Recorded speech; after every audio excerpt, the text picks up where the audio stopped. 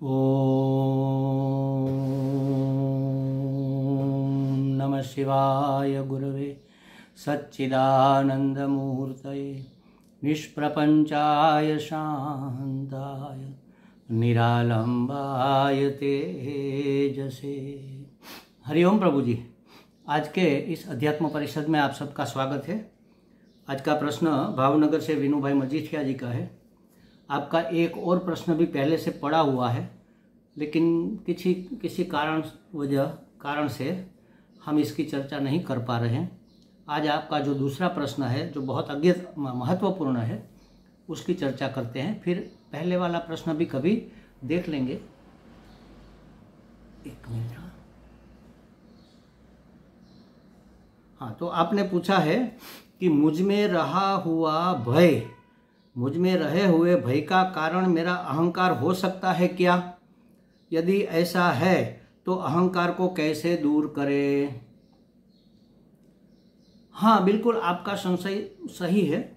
अहंकार के कारण ही हमारे अंदर भय उत्पन्न होता है, और अहंकार को दूर करने के लिए पूरी की पूरी वेदांत प्रक्रिया हमारे जीवन में उतर आनी चाहिए। ये अहंकार ही एक ऐसी चीज है जो सबसे लास्ट में हम उसको विजय कर सकते हैं, लेकिन प्रयत्न उसका पहले से ही शुरू करना पड़ेगा। अगर शुरू से ही उसको निवारण करने का प्रयत्न नहीं किया तो यह अहंकार मिटेगा नहीं। अब समझो ये अहंकार क्या है, अभय क्या है और क्यों है, ये सब बातें। तो देखो, हम पहले तो व्यवहार सत्ता की तरह बात करते हैं कि जिसे हम मैं कहते हैं, या तो जिसे हम मानते हैं, अपने आप को मैं मानते हैं, वह दो प्रकार से अभिव्यक्त होता है। एक तो जो मैं हूं वह मैं जानता हूं, जिसको मैं शरीर संघात आदि मैं मानता हूं, वह मैं कैसा हूं यह मैं जानता हूं। निर्बल हूं, विकारी हूं, काम क्रोध लोभ मोह मद मत्सर्य या राग द्वेष से भरपूर हूं। भरपूर नहीं तो थोड़े बहुत मात्रा में तो ये सब हमारे अंदर आसुरी संपत्ति सब है। लेकिन हम कैसा होना चाहते हैं, हम कैसे हो तो प्रसन्नता होगी, हम अपने आप को कैसा देखना चाहते हैं, हमारा आदर्श मैं कैसा है, ये हम बाहर दिखाते हैं। हम जैसे हैं वह एक बात है, और बाहर हम अपने आप को जो दिखाते हैं वह दूसरी बात है। गलत है ऐसा मैं नहीं कहता, लेकिन हम जैसे हैं वैसे के वैसे अभिव्यक्त नहीं होते। इसको दंभ भी कह सकते हैं। ये दंभ एक ऐसा कषाय है, या तो समझो ऐसा दोष है, जो हर एक महात्मा ज्ञानी पुरुष के सिवा हर एक में ये रहता है। दंभ माने जो मैं हूं वैसा अभिव्यक्त न होकर मेरा इमेज मैं चाहता हूं ऐसा उपस्थित हो जाए, ऐसी प्रवृत्ति में रत रहना, इसी का नाम दंभ है। एक उदाहरण देता हूं। जैसे समझो कि कोई भी, मैं भी या आप भी, कोई भी बैठे हैं अपने कमरे में, या तो कहीं बाहर बैठे हैं, गंगा के किनारे बैठे हैं, अकेले हैं, कोई है नहीं आसपास में, हाथ में माला लेकर जप कर रहे हैं, ओम नमः शिवाय, ओम नमः शिवाय, ओम नमः शिवाय, ओम नमः शिवाय, ओम नमः शिवाय। कभी कभी आंख खोलकर देख भी लेते हैं, ओम नमः शिवाय। गंगा को देखते हैं, हिमालय को देखते हैं, मन में जाप चलता है, ओम नमः शिवाय, ओम नमः शिवाय। इतने में अगर कोई पहचान वाला, परिचित या तो अपरिचित भी कोई वहां से गुजरे, हमें दिख जाए, तो तुरंत हम ऐसे हो जाएंगे, थोड़े टट्टार हो जाएंगे और आंखें बंद करके ओम नमः शिवाय। क्यों भाई? क्योंकि अंदर अंदर एक कामना पड़ी हुई है कि लोग हमें वास्तविक साधक समझे, बहुत गहरे बड़े साधक समझे। ये हम चाहते हैं, और ऐसा हम बनना भी चाहते हैं, इसलिए यह दिखाना चाहते हैं। अरे हम कहते हैं ना कभी, अरे क्या बात कर रहे हो, हम कभी झूठ नहीं बोलते। हम जानते हैं हम कितनी बार झूठ बोल देते हैं, लेकिन ऐसा झूठ जो लोगों को पता ही नहीं चलता, ऐसा झूठ बोल देते हैं और फिर कहते हैं नहीं नहीं हम कभी झूठ नहीं बोलते। हमारा पूरा जीवन महाराज इस झूठ पे, माने दंभ पे टिका हुआ है। इस दंभ किस कारण है? हम अपने मैं को कैसा चाहते हैं, हमारा आदर्श मैं कैसा होना चाहिए। एक शब्द में कहे तो प्लीज्ड आई, प्रसन्न मैं। मैं प्रसन्न तो नहीं हूँ। हर घड़ी, हर क्षण, हर स्थान में, हर समय में, हर परिस्थिति में, हर प्राप्त अप्राप्त में मैं प्रसन्न हूँ, ऐसा है क्या? नहीं। हम अपने आप को ऐसा प्रसन्न में, प्लीज्ड आई चाहते हैं। ये हमारा आदर्श है। और ये कब पूरा होगा? लोग हमें स्वीकार करें कि हाँ, आप बड़े महान हैं, आप बड़े महात्मा हैं, आप बड़े ज्ञानी हैं, आप बड़े साधक हैं, आप बड़े सज्जन हैं, आप बड़े संगीतकार है, चित्रकार है, कलाकार है, साहित्यकार है, कवि है, जो भी आपको बड़ा स्वीकार किया जाए, क्योंकि आप वास्तव में ब्रह्म है, बड़े से बड़े हैं। इसलिए हमारा वही आदर्श है। तो जब तक वो प्राप्त नहीं हो जाता तब तक हमारे अंदर ये दंभ रहेगा, थोड़ा बहुत तो रहेगा। और जब तक दंभ है तब तक हमें भय रहेगा। किसका भय रहेगा? हम अपने स्वस्वरूप को नहीं जानते।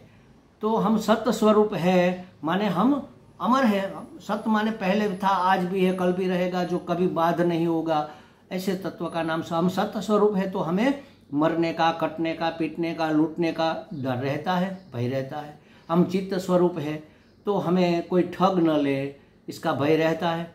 हम आनंद स्वरूप है तो कहीं से दुख आ न जाए, इसका भय रहता है। तो अभय में अवस्थिति होना ही परम की प्राप्ति है महाराज। तो अंदर से भय तो रहता है कि हमें जैसा है हम वैसा लोग जान न ले, हमारा दंभ खुला न पड़ जाए।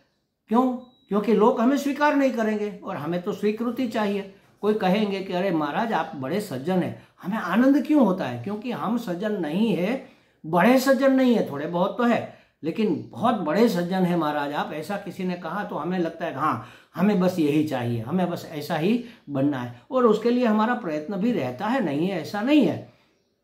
लेकिन जन्मों के संस्कार हमें संपूर्ण सज्जन होने में बाधा रूप बनते हैं। उसका निवारण करते करते करते, इसी का नाम तो साधना है। हम बड़े क्रोधी है, लेकिन लोग कहेंगे कि नहीं आप तो महाराज बड़े शांत हैं। हम चाहते हैं कि हम बड़े शांत हो जाए। हमने अपने क्रोध का निवारण किया भी है, लेकिन थोड़ा बहुत तो रह गया है। जो रह गया है वह हम दिखाना नहीं चाहते, और वह अगर दिख जाए तो बड़ी मुश्किल हमें ठेस पहुंचती है। किसको ठेस पहुंचती है? हमारे अहंकार को ठेस पहुंचती है कि अरे हम तो खुले पड़ गए, हमें तो बड़े शांत रूप में अभिव्यक्त होना था। तो यह भय रहता है। इस भय, इस तमाम प्रकार के भय की निवृत्ति का नाम है अभय। इसीलिए गीता जी में भगवान ने 16वें अध्याय में दैवी संपत्ति का निरूपण करने के लिए 16वां अध्याय शुरू होता है। पहले ही श्लोक का पहला ही शब्द अभय है। अभयम सत्व संशुद्धि ही, ऐसा करके भगवान दैवी संपत्ति का वर्णन करते हैं। अभय और सत्व की संशुद्धि और ये बहुत लिस्ट लंबा दिया है, 15, 16, 17, 18 संपत्ति बताई गई है भगवान ने कि ये संपत्ति लेकर पैदा होता है जो दैवी संपत्तिवान होता है। फिर अर्जुन को कहते हैं कि अर्जुन तुम दैवी संपत्ति वाले हो। तो अभय ये तो दैवी संपत्ति है। दैवी संपत्ति माने अपना स्वरूप है। श्रुति भी कहती है हमें क्या करना है, अभय में हमें संस्थापित होना है, अभय की प्राप्ति करनी है। अभय की प्राप्ति कब होगी? जब हम स्वस्वरूप को जानेंगे और हमें आत्मज्ञान होगा, तब अभय की प्राप्ति होगी। और यह तब होगा जब हमारा अहंकार मिटेगा। अब आपका मूल प्रश्न आ गया, अहंकार माने क्या है? मैं सच्चिदानंद स्वरूप हूं माने मैं अनंत हूं, जिसका कोई अंत नहीं। मैं ब्रह्म हूं, महत, बड़े से बड़ा, महान से महान हूं। लेकिन मैं अपने आप को ऐसा जानता भी नहीं और मानता भी नहीं। ये जान लेना, यही इसी का नाम ज्ञान की प्राप्ति है। अहम ब्रह्मास्मि, ब्रह्म मैं हूँ, मैं ब्रह्म हूँ, यह जान लेना। जब तक नहीं जाना तो चैतन्य का तो स्वभाव है कि वह जो भी उसके सामने आ जाए सबको जानता रहता है। ज्ञान का स्वरूप ही यही है। तो परम चैतन्य हमारे अंतःकरण में अभिव्यक्त हुआ, अहम अहम अहम करके, अंतरात्मा के रूप में। और उसने देखा कि अरे ये मैं हूँ। ये माने ये शरीर संघात, जैसे आकाश घड़े के अंदर अभिव्यक्त हुआ तो घड़े के अंदर रहा हुआ आकाश देखता है दीवालों को, कि हाँ बस मैं इतना हूँ। 2 लीटर का घड़ा है तो आकाश मानेगा कि आकाश माने अवकाश, खाली जगह, वह मानेगा कि मैं 2 लीटर का हूँ। अपने आप को घड़े की दीवार से तादात्म्य करके इतना छोटा सा मान लिया, अहम माने मैं, उसने एक आकार को अपना आपा स्वीकार कर लिया। इसी तरह हमारे अंदर अभिव्यक्त परम चैतन्य, अनंत चैतन्य ने इस शरीर संघात को मैं मान लिया। अहम ने अपने इस आकार को मैं मान लिया, उसका नाम है अहंकार। यह मैं नहीं हूं, मैं इतना परिच्छिन्न नहीं हूं, मैं तो अनंत हूं, मैं जन्मने मरने वाला नहीं हूं, मैं तो सत्य स्वरूप हूं, मैं जड़ नहीं हूं, मैं तो चेतन हूं, मैं दुख स्वरूप नहीं हूं, मैं तो सुख स्वरूप हूं, आनंद स्वरूप हूं। यह जान लेना ही अहंकार को मिटाना होता है। तो आपने पूछा था कि यह कैसे अहंकार को कैसे दूर करे। तो अपने आप को विनोभाई मजीठिया जी मत मानो कि आप इस विनोभाई मजीठिया जी का अभिनय कर रहे हैं, आपको ये रोल मिला है, ये पार्ट मिला है। भगवान ने जो भी आपके कर्मों ने आपको ये रोल दिया है, उस रोल को निभाते हुए जानो भी और मानो भी कि यह मैं नहीं हूं, मैं तो इसको भीतर से टेक्का देने वाला जो चैतन्य है वह मैं हूं। मैं सच्चिदानंद हूं जो अस्थिभाति प्रिय के रूप में अभिव्यक्त हो रहा है। अहम ब्रह्मास्मि, अयम आत्मा ब्रह्म, यह मैं जो आत्मा हूं वह मैं ब्रह्म हूं। ऐसा जान लेना और उसको मान लेना, यही अहंकार की निवृत्ति का उपाय है। जब तक अहंकार रहेगा तब तक भय रहेगा। भय माने अपने आप को जो है वह अभिव्यक्त न होना, माने दैवी संपत्ति। तो अभय में प्रतिष्ठित होना ही अपने आप को जान लेना है। अपने आप को जानने से अभय में प्रतिष्ठा हो जाएगी और फिर जैसे है वैसे है। बस भगवान ने हमें ये रोल दिया है, कोई भिखारी का वेश अदा कर रहा है नाटक में, तो वो ऐसे थोड़े दुख अभिव्यक्त करता है, पश्चाताप करते, करे रे मेरे तो वस्त्र फटे हुए हैं, मेरी तो लाठी टूटी हुई है, मेरा तो भीख मांगने का बर्तन भी ठिबड़ा जैसा है, अरे रे मैं तो ऐसा हूँ। वो ऐसा नहीं मानता, वो तो मानता है मैं बहुत बड़े अच्छे से अभिनय कर रहा हूँ। वो तो ऐसा सोचता है कि ये वस्त्र फटा हुआ है और ज्यादा फटा हुआ होता तो अच्छा होता, तो मैं अच्छे से अभिनय कर पाता।